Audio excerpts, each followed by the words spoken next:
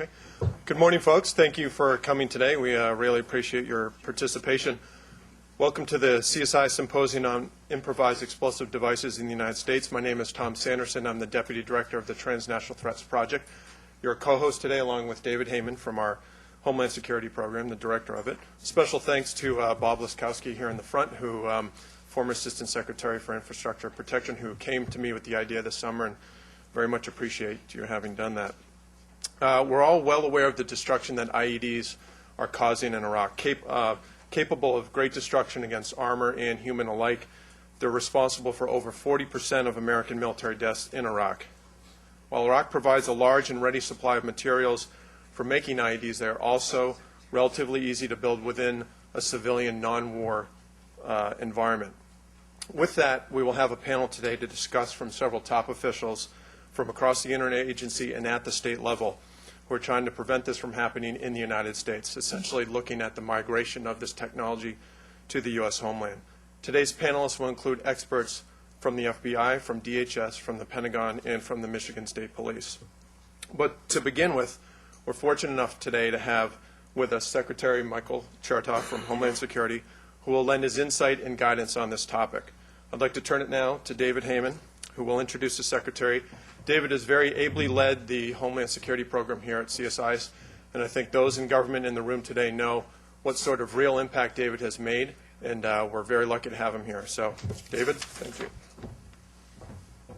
Thank you, Tom, and let me join Tom in welcoming all of you here to CSIS, and also welcoming the C-SPAN audience, which I believe is here as well.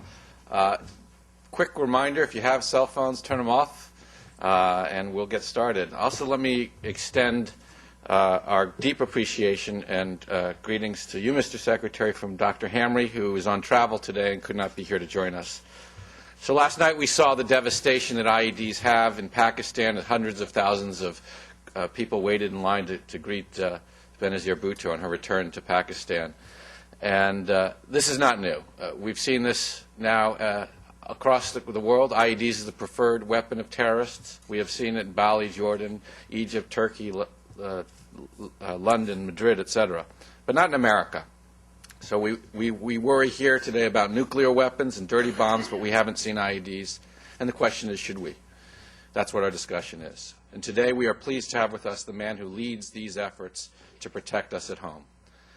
Few of us have to worry day in and day out if we're going to be attacked today or tomorrow or the next, or from wildfires to hurricanes, what catastrophe may befall us. As Secretary of Homeland Security, Michael Chertoff oversees 208,000 men and women who must carry out that duty for us every day. In a department that is charged with securing our country's borders, ports, transportation systems, and critical infrastructure, while ensuring an effective and unified response to major incidents and natural disasters, this is an awesome responsibility, and I would say a thankless job. So let me start by saying to you, Mr. Secretary, thank you. Thank you for your leadership. You have led us through the merger, one of the largest mergers in the midst of crisis. You are protecting us when we have not had the full situation awareness we seek, nor necessarily all the resources and programs we may desire. And every day you have led us in trying to get us closer to safe. I have had the privilege of meeting with the Secretary on a number of occasions, and he has an extraordinary gift for understanding and for articulating some of the most difficult and complicated policy issues, all of these, frankly, in the world of terrorism and homeland security. We are fortunate for this. And he has made a point of putting experienced professionals in the top positions across the department, one of the hallmarks of good leadership. There are a number of critical issues before the Secretary today, before the department and our nation. IEDs in America is just one of many, but he brings with him his incisive mind, tremendous skill and dedication to this difficult, demanding, and crucial job, and it is our pleasure to have him with us as our guest today. Ladies and gentlemen, please welcome Secretary Michael Chertoff.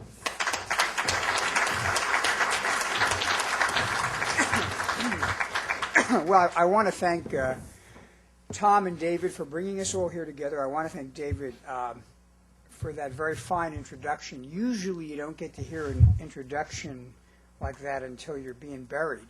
It reminds me of the scene in, I think it's Huckleberry Finn, where I think it's Tom Sawyer comes back and they think he's been lost in a flood, and he hears these wonderful things said about him. And that's one of those rare times like this where you get to hear nice things said about you.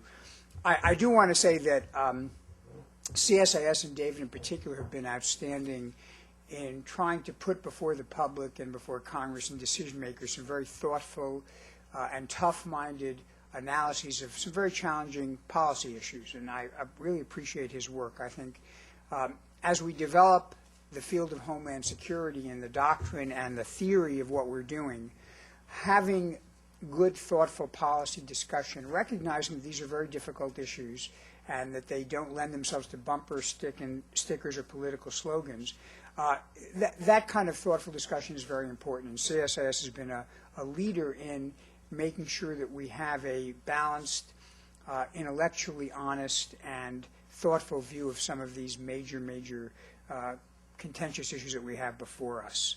I also want to thank the panelists who are going to be following for discussing this critical issue.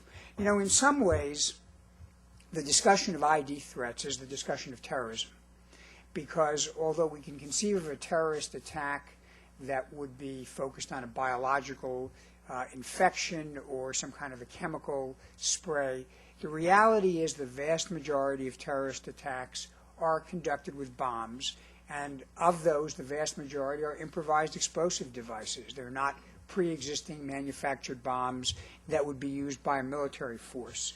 And so it's not surprising that the challenge of dealing with IEDs is one that is a global challenge, whether it is in the war zone in Iraq or Afghanistan, or in Europe, where the Germans recently rolled up a plot to use peroxide-based IEDs to cause damage in Germany, or in Britain, where we've seen an abortive effort earlier this summer to use vehicle-borne IEDs to cause damage in London, or whether it's the concern we have in this country about IEDs. And of course, we all remember the bombing of Oklahoma City, which was in fact an IED. So the very essence of what we do in fighting terrorism, in a way, is a challenge to the issue of IEDs.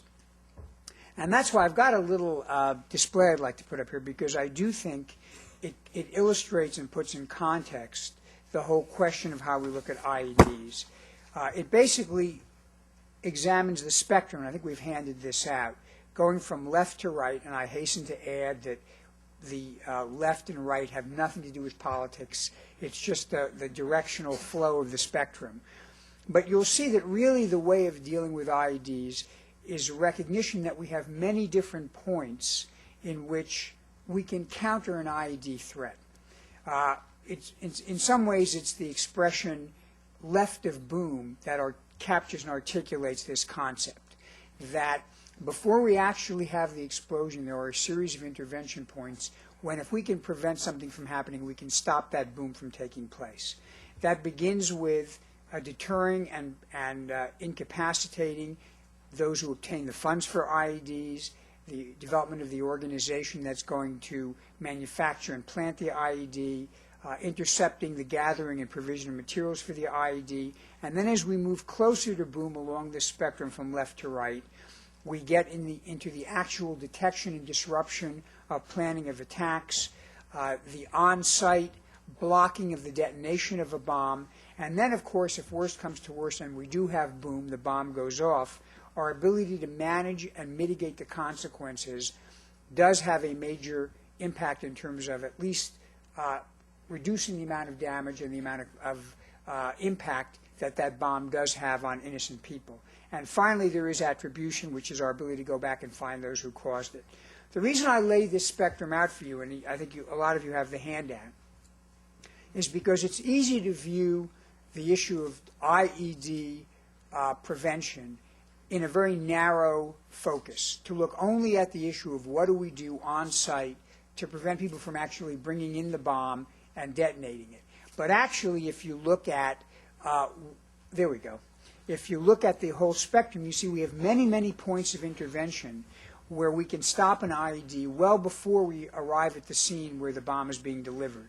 And much of what we're trying to do is push that effort to counter the IED as far left as possible, interfering with the obtaining of funds, stopping the organization from developing, preventing people from coming into the country if there are operatives from outside who are going to be the ones who actually manufacture and deliver the bomb. Finding ways to disrupt the manufacture of the bomb, making it harder to accumulate the materials that would go into a bomb, making it hard to move a bomb once it's manufactured into the site where it's going to be detonated, and ultimately giving us the ability to detect and defuse the bomb if it's delivered on site. So I would say that spectrum is something you all ought to bear in mind as you consider the issue of the IED threat. And although I won't talk about all of those issues, I'll be focused more at the kind of middle of that spectrum in this conversation. It would be a mistake not to recognize that the more we can do left of boom, earlier in the spectrum, the less we're going to have to do as we get closer to boom. A second general observation I'd like to make is this is not just a federal problem. This is a problem that takes place at all levels of government, state and local, and also a lot of the role that has to be played in dealing with IEDs is going to be carried out by the private sector.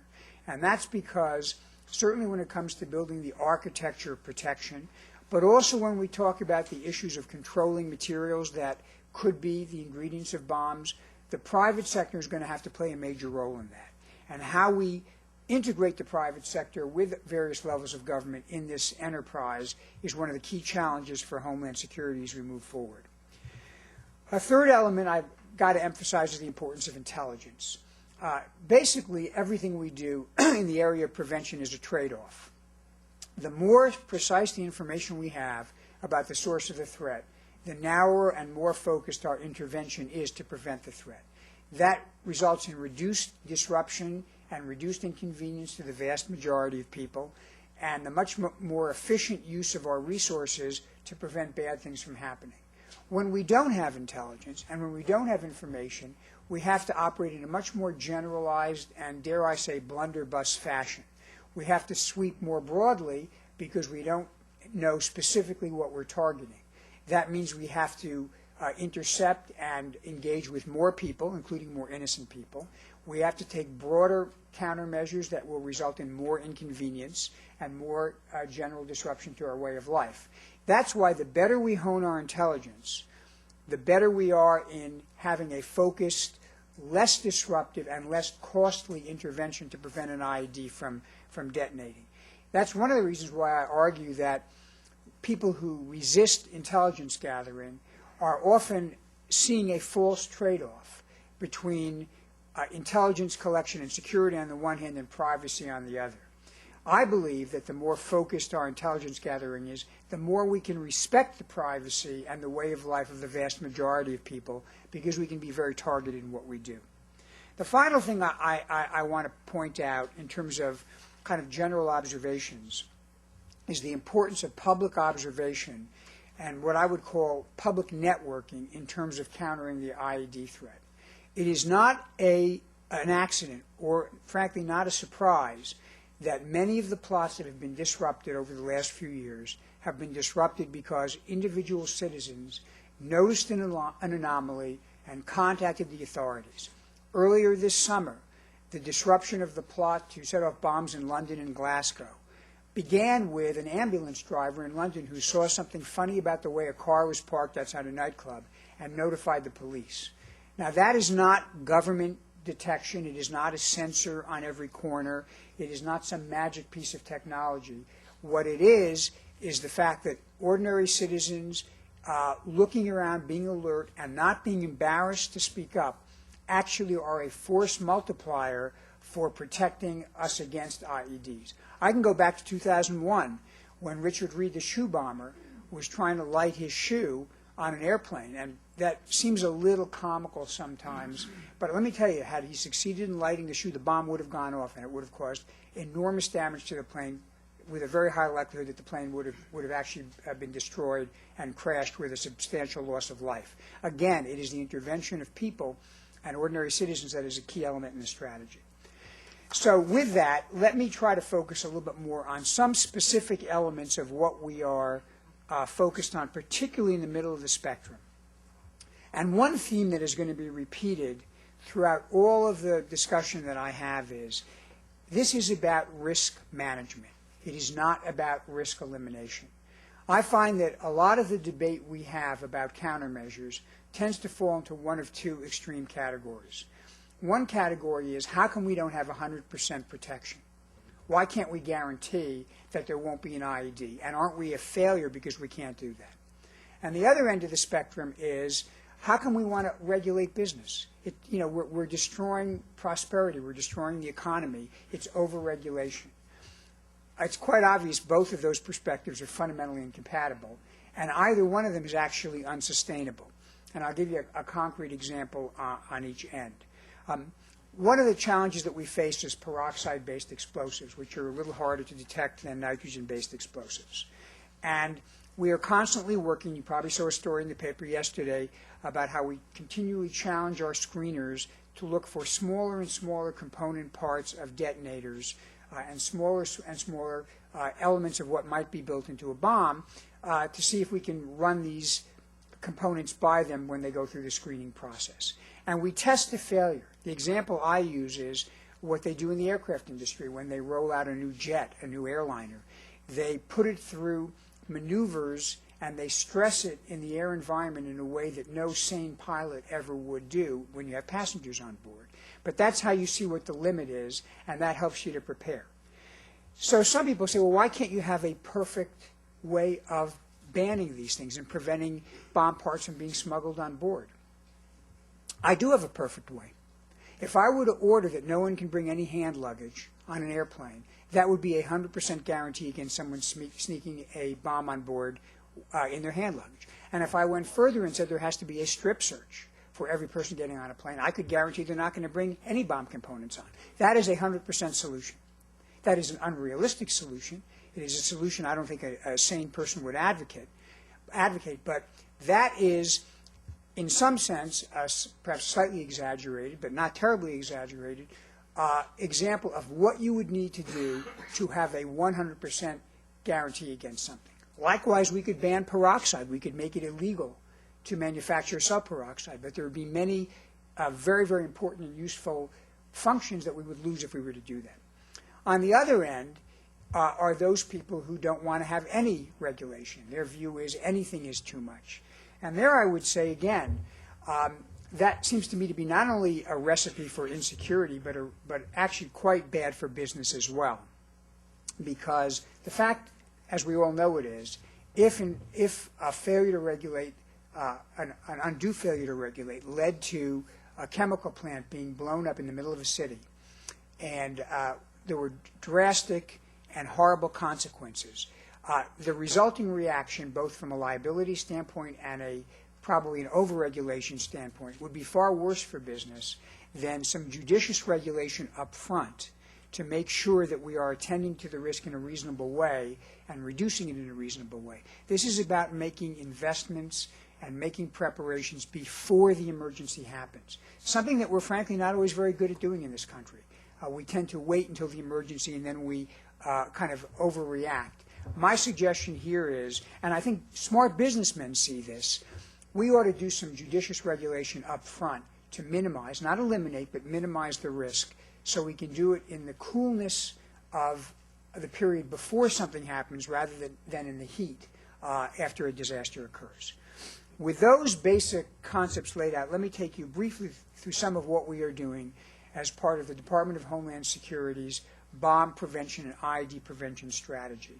We've been working on this now for a couple of years. It is a very high priority. I think we have made dramatic strides all across that spectrum from left to right. I think many of you know that what we are doing, what other agencies are doing, will very soon be memorialized in some national level planning documents, including a Homeland Security presidential directive, but we haven't waited for the paperwork. The paperwork is really going to be what institutionalizes and memorializes what we have put into effect in the real world, because my concern, frankly, is not words, it's deeds and actions, and that's what we're about. Let me begin by talking about prevention. And again, just to remind you and put a little placeholder in, I believe the very worst IED attack in terms of casualties, or certainly one of the worst in Iraq, was a casualty, an attack triggered by an individual named Albana. I think his first name was Hussein Albana. A couple of years ago in Iraq, with about 124 people being killed as a consequence of a vehicle-borne improvised explosive device detonating. We know the perpetrator because we lifted his fingerprints off the steering wheel of the V-bed that detonated. Why did we do that? How did we know what his fingerprints were? Because amazingly enough, he tried to get into the United States a couple of years earlier. And it was our capability of targeting him as a potential risk that resulted in him being put into secondary, questioned, and then the officer at O'Hare who did the questioning refused him admission to the country, but we did get his fingerprints. And that's how we know this is the same individual who detonated a V-bed a couple of years later in Iraq. That is really to the left of the spectrum. What that is using intelligence and analysis to identify someone who's a higher risk of being a bomber, pulling him out, questioning him, and keeping him out of the country. If we can do that, that is our optimal strategy against IEDs. But supposing we can't do that, supposing we have someone comes in unbeknownst to us, or we have to deal with someone who's a homegrown terrorist. Let me tell you some of the things we're doing first in the issue of prevention. Part of prevention is if someone is here already and we cannot expel them or incapacitate them, we've got to make it harder for them to get the materials to make bombs, to make improvised explosive devices. And we're very challenged here because it doesn't take a lot of skill to make an IED using household chemicals that you can find in your kitchen or that you can find if you go to a store like Home Depot or something like that. But we can at least minimize some of the highest consequence risks. Dangerous chemicals. We know, and for a long time we urged Congress to give us the authority to address, and they happily did so, that a large concentration of chemicals located at a plant or in a transit facility near an area which is heavily populated is essentially a ticking time bomb in place. If someone were to detonate it, they would have an in-place capability to cause an enormous amount of damage and destruction. That's why we have unrolled, and we're in the process of now fleshing out, our regulations under the chemical security laws that Congress recently passed. Our focus here is dangerous chemicals located near populous areas or large quantities of dangerous chemicals which might be readily stolen and fashioned into bombs.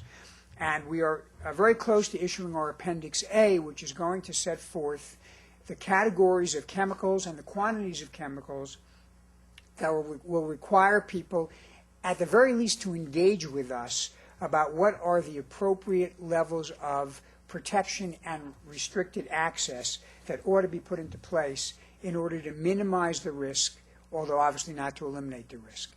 And let me pause for a moment and, again, put this in the context of risk management. It's quite obvious that a high concentration of chemical like propane or chlorine in outside tanks right next to a school is suggestive of an area where we ought to make sure we have some protection in place to prevent people from attacking and detonating. At the other extreme, we don't want to ban propane because everybody who has a gas grill has some propane. And although we can imagine that someone might collect propane canisters and fashion a bomb, to simply make propane prohibitive would be enormously damaging, frankly, to our way of life and to a whole variety of beneficial uses. So because of that spectrum of risk, our theory is let's put the most protection against the highest risk, and for some of the lower risk, we may not actually have formal protection, but we will want to give guidance to people, including merchants, about what to look for if they see something suspicious when people seem to be buying lots of propane, or if the acquisition of certain kinds of materials are suggestive someone's building a bomb. This is a risk-balanced approach. Again, we have to be careful because it easily lends itself to exaggeration one way or the other.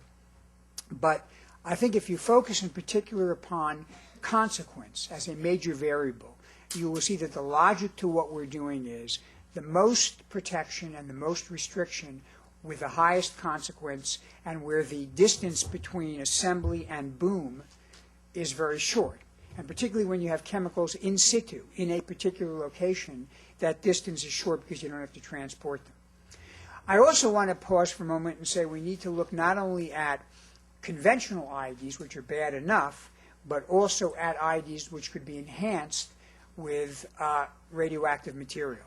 Perhaps because we've just concluded, or in the stages of concluding, our most recent top-off exercise, which is a nationwide exercise we've engaged in involving the scenario of dirty bombs going off in Guam, Oregon, and Arizona. I have very much present in my mind the fact that a dirty bomb would be worse than a conventional bomb of the same size. Worse in part because there'd be a huge contamination issue, worse in part because the psychological effect would be even beyond what a conventional bomb is. And so here again we have to look carefully at materials that might be used as elements to take an ordinary IED and make it into a dirty bomb or a radiological IED. In this regard, I want to observe that although a nuclear bomb would be very, very hard to fabricate and very, very hard to steal, the material for a dirty bomb is unfortunately not that hard to steal or obtain, and it's not that hard to add it to an IED. In particular, one of the things I'm going to suggest we look at with the Nuclear Regulatory Commission is further enhancing the controls we have on materials like cesium-137, which are, important radiological materials used in a variety of medical and similar very important functions that are legitimate, but also when added to an IED would convert it from a conventional device into a dirty bomb device.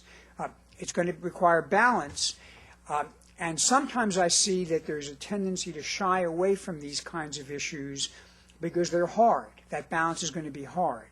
But I don't think I can afford, in the time remaining to me, and I don't think the country can afford, to simply shy away from hard questions because they're hard. There's a tendency to do that, and I'm going to try to make it my business to force us to look square in the face of some of the most difficult issues, because even if we may not have a perfect solution, I can guarantee you that closing your eyes is the worst possible solution. Now, what else do we do on prevention? Recognizing, as I said earlier, it's not only us, but it's state and locals. We've got to do information sharing and best practices sharing with state and local government and with the private sector. So our Office for Bombing Prevention developed and launched the Tripwire Secure Information Sharing Portal. What this does is it takes and adapts some of the best learning about IED developments that we're gaining not only in this country but overseas and actually through DOD in the theaters of war.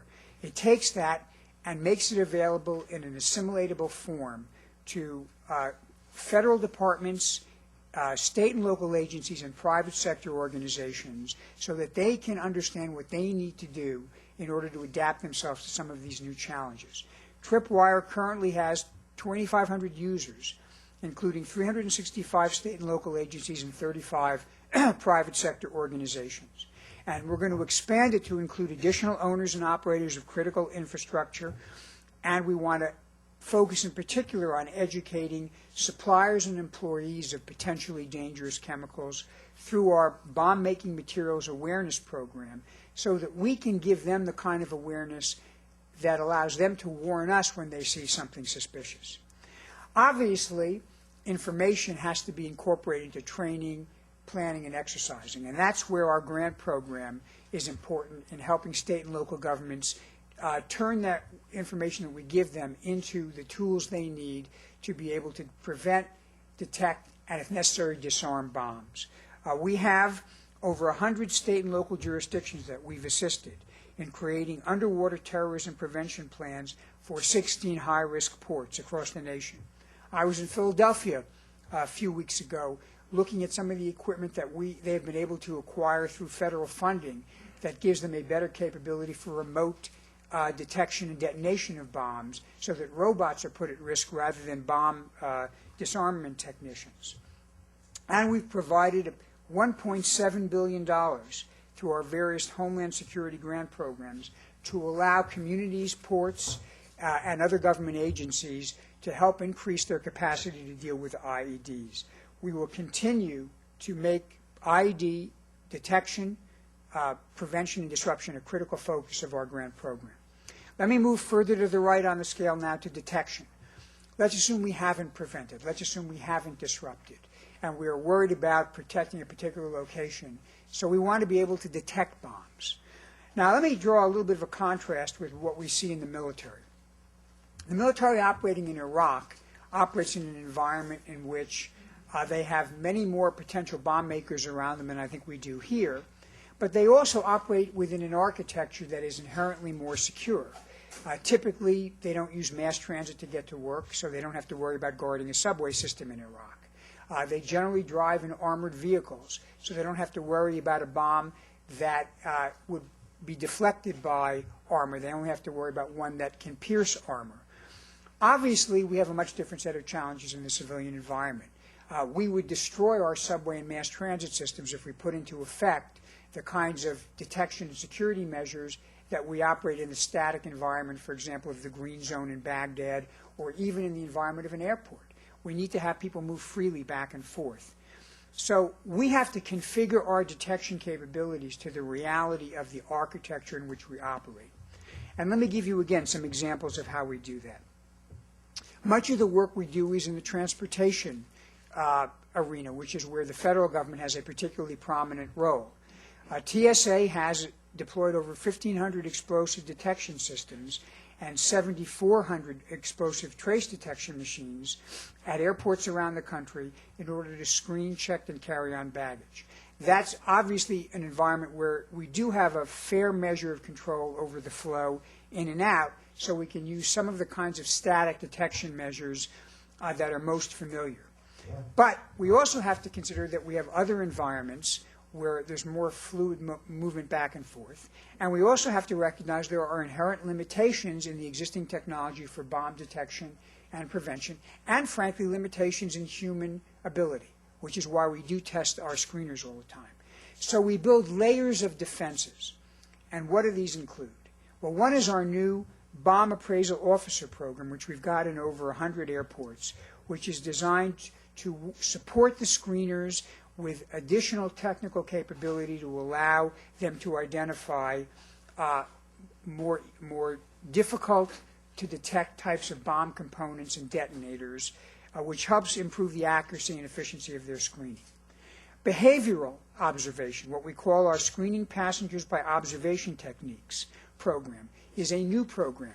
We've borrowed this from what the Europeans and the Israelis do, which involves looking at behavior and training officers to be out in the actual flow at the airport and in the actual flow in some of our mass transit to watch the behavior of people, how they react as they approach the checkpoint, how they react as they're unloading things.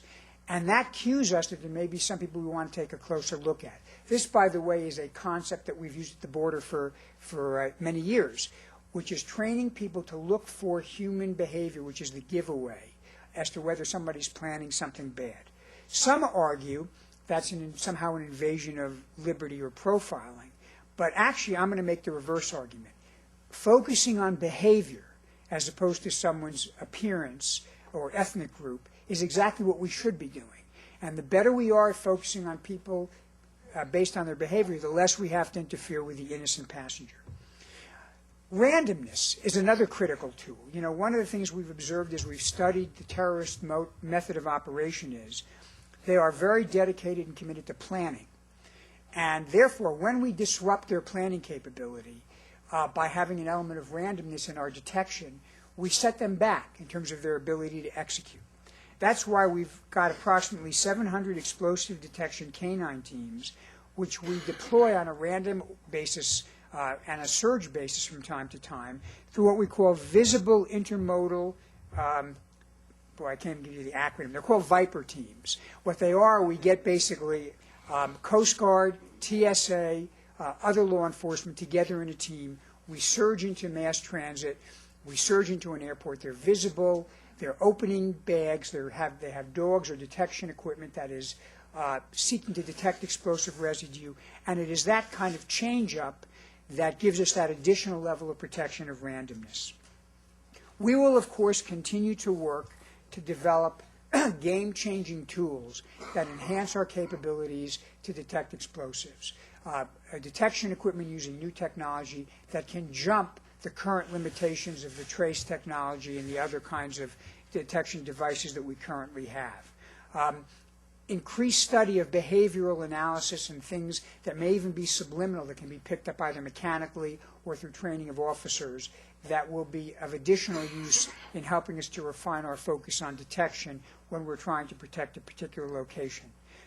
Considering also tools that will be easier to use to defeat IEDs, whether it's radio frequency jamming, disruptors, quick deployable barriers. All of this is part of a very focused $70 million science and technology directorate effort to make IED detection and disruption a critical part of our menu for scientific examination. Next, let's turn to protection. Assuming we can't prevent, assuming we can't detect, how do we harden the target? Again, a lot of that is physical architecture. We've developed over 2,000 buffer zone protection plans to strengthen high-risk sites and communities against the possibility of a direct attack either from an individual or a vehicle-borne explosive device. We're mindful of coal-style attacks, and that's why we've been strengthening our security at ports. And here again, let me pause and talk a little bit about being balanced. And I'll be very blunt about this. We spend an enormous amount of money now focused on containers and the danger that someone would move explosive devices, particularly radioactive devices or nuclear devices, in a container, a cargo container, into our ports and into the country. And that is all money well spent. But you know what I haven't heard a lot about in all the discussion about protecting the ports, including from some of the most vigorous advocates of worrying about containers? I haven't heard about small boats. A nuclear bomb in a small boat would do every bit as much damage as a nuclear bomb in a container. And if you actually look at what terrorists did in the USS Cole and the Lindbergh and what they tried to do in the USS Sullivans, common sense would tell you that is a vector we ought to look at.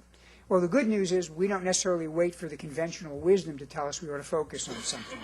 I have tasked the Commandant of the Coast Guard, Admiral Allen, to work with Customs and Border Protection on a plan to begin a much more robust screening and inspection of small boats, including in particular 2 pilot programs for the detection of radiological and nuclear material on small boats that we have begun in Seattle and that we will shortly begin in San Diego. This is designed to raise the protection level with respect to small boat challenges to something a little bit closer to what we have with respect to cargo. Are there going to be squawks about this? Absolutely. Are we going to hear from people in the industry who are going to be worried that we're regulating something that's been unregulated? We will. And that's going to bring me back to my risk management challenge. Are we prepared to get into that reasonable position in the middle where we take appropriate steps to protect without over-regulating? Or are we going to shun something that seems to be unpopular and take the very, very dangerous gamble that when something happens, we're going to have some very, very bad consequences. I might add as well, before I move on to response, that another critical area we are beginning to raise the bar on is general aviation coming in from overseas. We're doing more under new regulations to require information about who's coming in on those private jets, and we're ultimately aiming to a set of rules that will, in cooperation with our foreign partners, require general aviation from coming in from overseas to actually stop and be screened for dangerous materials before they depart for the United States. Again, there may be some squawks about it. I can tell you that the president of a prominent charter air company, whose name I will not mention because I'm going to do him a favor, came to me and actually said, I'm worried about this. I don't know who necessarily gets on my airplanes. I'm worried that we don't have enough of a security system. I think that's very far-sighted. I think it's intelligent. And we have taken him up on his invitation to make sure we, again, raise the protective barrier on general aviation. Finally, let me talk about response. In some ways, that is the element of this that we least like to talk about because it presumes that boom has gone off and now we're moving to the right of boom. But if you look at what happened in London in 2005, the ability to respond quickly, rescue people, and minimize consequence does make the difference sometimes between a very bad and a horrible outcome. And that means we have to spend time training and assessing capabilities with respect to response, which is an important part of what we bring to the table. That means we have to work with fire departments. As part of the top-off exercise that we ran this past week, the firefighters, and this was a positive development, firefighters in Portland were able to go into the area using radiological detection devices that they routinely wear when they go into an area where there's been an explosion. And that enabled us to get a very quick heads up that under the scenario it wasn't just a conventional device but a radiological device. And that has, of course, huge consequences for what you tell the population to do in terms of mitigating the damage. All of these things put together are what I think are constitute a soup to nuts, left to right, full spectrum strategy for countering IED threats. As I said, I look forward to seeing it reduced to writing in very short order as part of a number of strategic documents. But please understand, we don't wait to tie it all up in wrapping paper and put a bow on it before we implement it. We have this strategy in place. It is currently working. We expect to continue to build it. And I believe that in so doing, we are continuing to make this country safer. Thank you very much. I'll be happy to take some questions.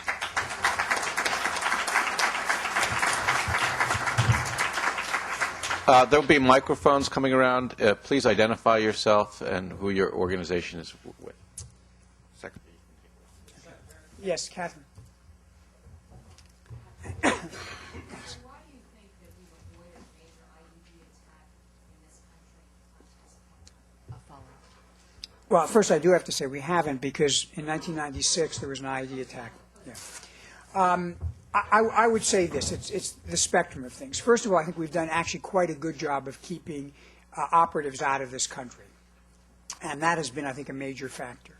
I think that the issue we've had with homegrown terrorists has fortunately been less of an issue than the Europeans have, but I can't say it's a non-existent issue.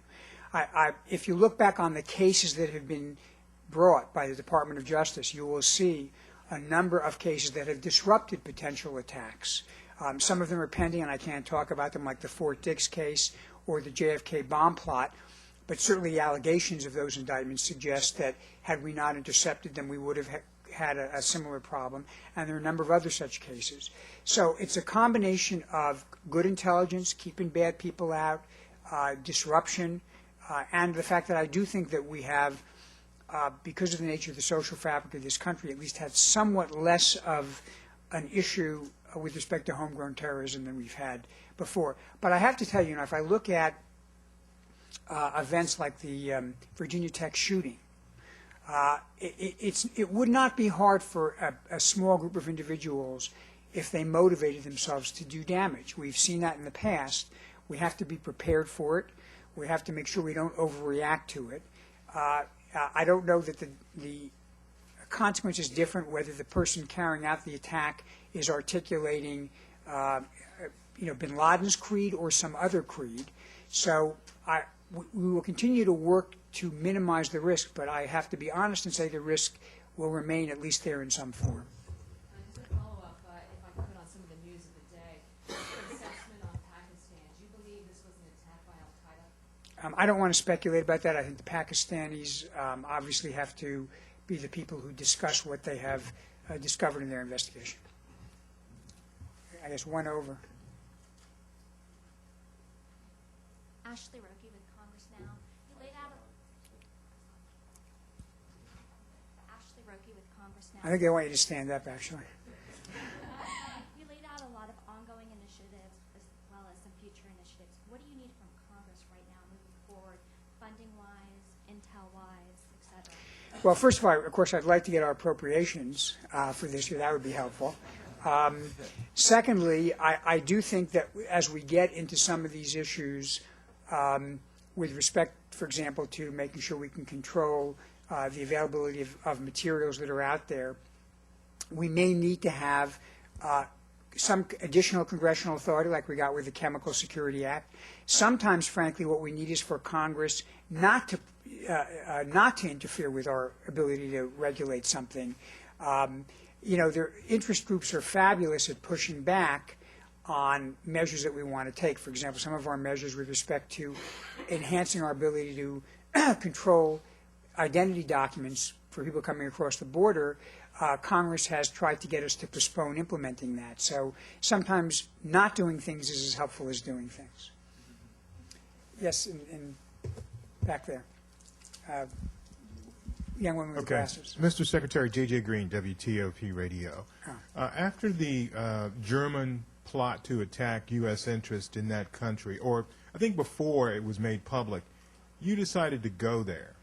What did you learn from that trip, and how does it, if any, in any way relate to this process that you're outlining to us now with the 4 different steps? I think as my counterpart and friend, Minister Schäuble, the Interior Minister, has made public, we were obviously closely working with the Germans in connection with their disruption of the plot. And I've been lucky enough to have some very energetic and wise counterparts in Europe. We've had a lot of ongoing discussion about how to deal with this issue of IEDs, which involves exchanging information, both with respect to people who are dangerous and also techniques and tactics that we ought to be concerned about. I think that obviously we were very focused, as were the Germans, on making sure that this plot did not come to fruition. I hope that as a consequence of this, the public in Europe recognizes the seriousness of the risk and supports the government there in taking some of the steps that they need to take in order to make sure they can continue to intercept plots like this. Yes.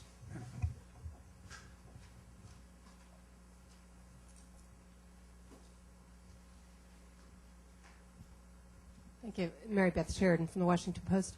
Mr. Secretary, you talked about how significant of a threat IEDs are in the prevention efforts, but hasn't the budget for the Office on Bombing Prevention declined quite a bit since it was first founded, and aren't some of these programs like BMAP, they're actually not funded, are they?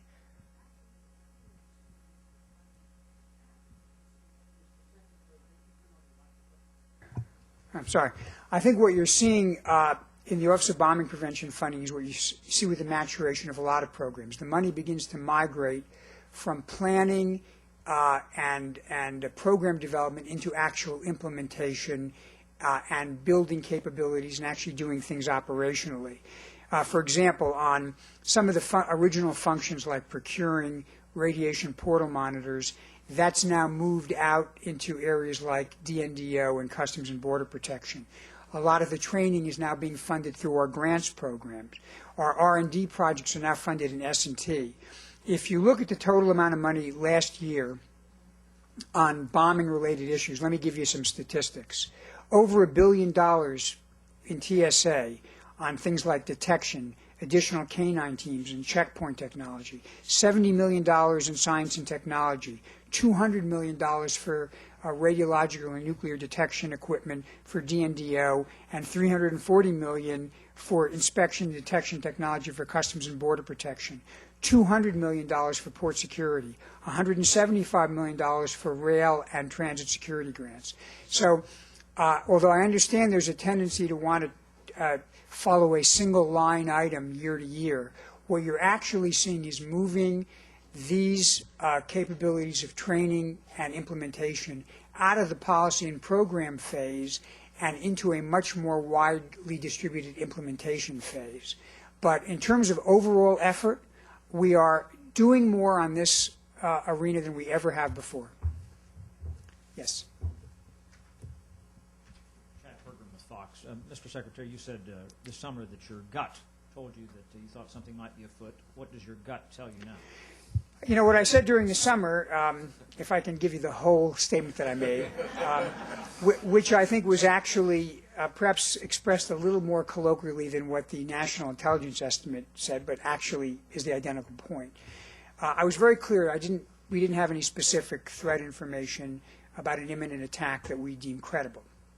But if you looked at the overall picture, developments with respect to training in the tribal areas of Pakistan, some reconstitution of the leadership of al-Qaeda and its evolution in terms of the way its leadership has been developed, a heightened frequency of public statements. These and of course the training of an increased focus on Western European operatives like we've seen in Germany and we've seen in London. Of course, I have the benefit in forming my judgments, which is, I guess, the bureaucratic term for, kind of gut instincts. I have the benefit of being informed by a lot of actual real knowledge of the intelligence and, if I may say, a lot of years working in this area now.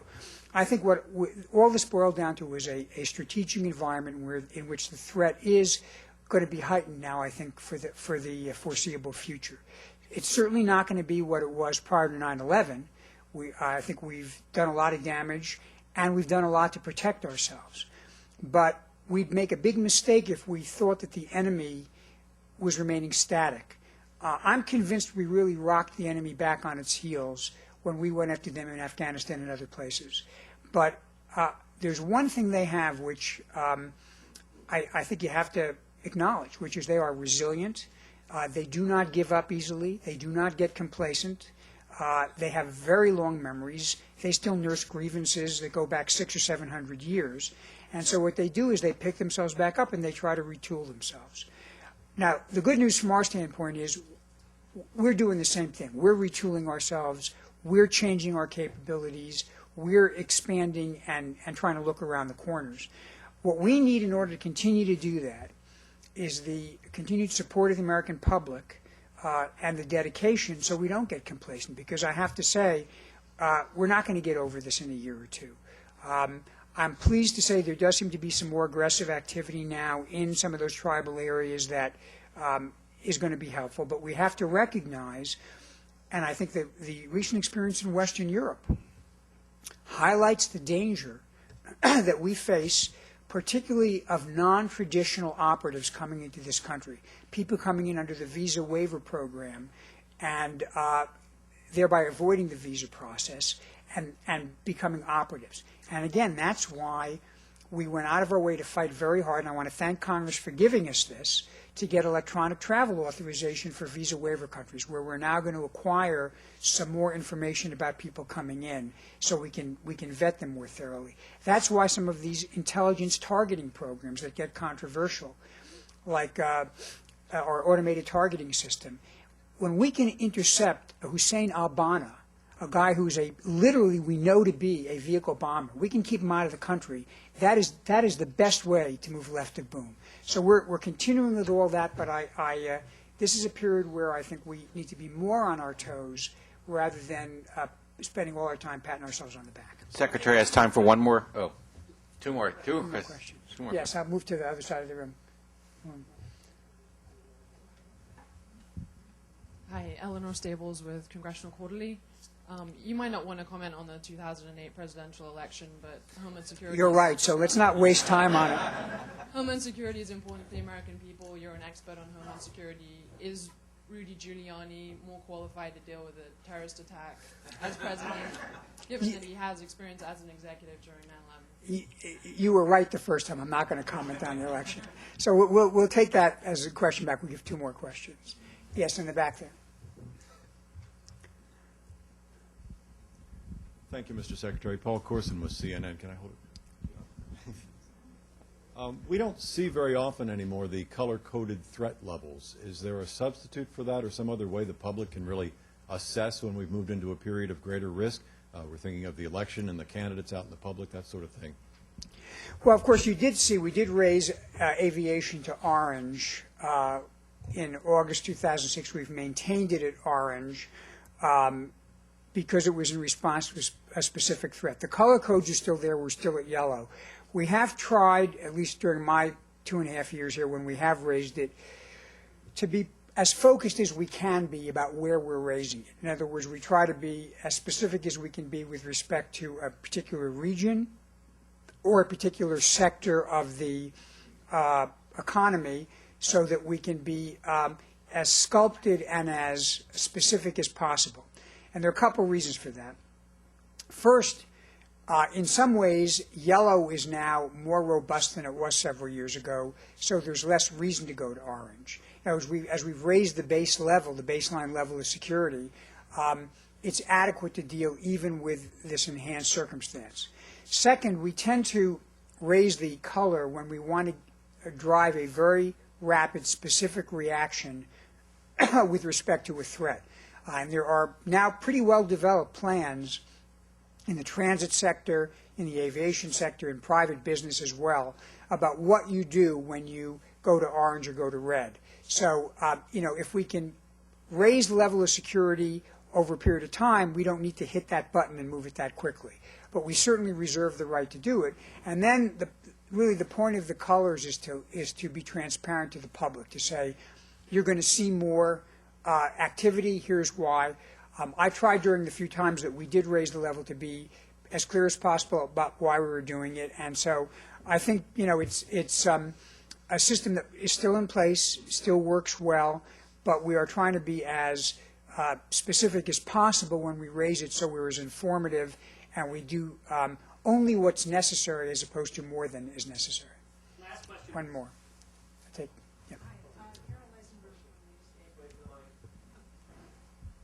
You better stand up, I think. Hi, Carol Eisenberg from Newsday. I've heard some grumbling from law enforcement officials in New York in the last few days about the top-off exercise, raising questions about what is the criteria for choosing the location of these exercises. They were in Guam, Arizona, and I think Washington. And folks in New York, of course, say, well, what about us? What is the likelihood that terrorists are going to attack Guam? Why aren't we seeing this kind of money and investment in training here? 2005, we did top off in the New York, New Jersey area and Connecticut. So that was the last exercise we did run in the New York metropolitan area. And we do try to distribute it around in various places. I think the prior top off was held in Chicago. And but we also try to recognize that although historically, the greatest risk has been in the big cities, we can't say that risk is nowhere else. I'll remind you that there were a couple of cases, terrorism cases in Portland and in Seattle. I remember when I was head of the criminal division, we prosecuted those cases. So that it would be a mistake to believe that the Northwest is exempt from this.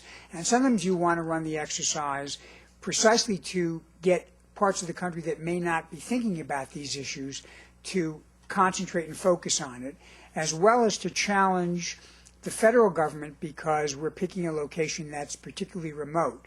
For example, Guam allowed the Defense Department to challenge some of its capabilities to move assets over a long distance in a way that would not have been the case in New York. So I would guess, the analogy I'll use, if you go to the gym and you work out, there are some muscles that you work out that you expect to use all the time. But sometimes you want to work out muscles that you don't use very much because you want to make sure your whole body is balanced in terms of making sure you've got the right level of being in shape. I'm not sure that's the best analogy in the world, but you get the general drift. We can't only focus on the highest risk places, but we have actually, if you look back, done a lot of work with those places as well.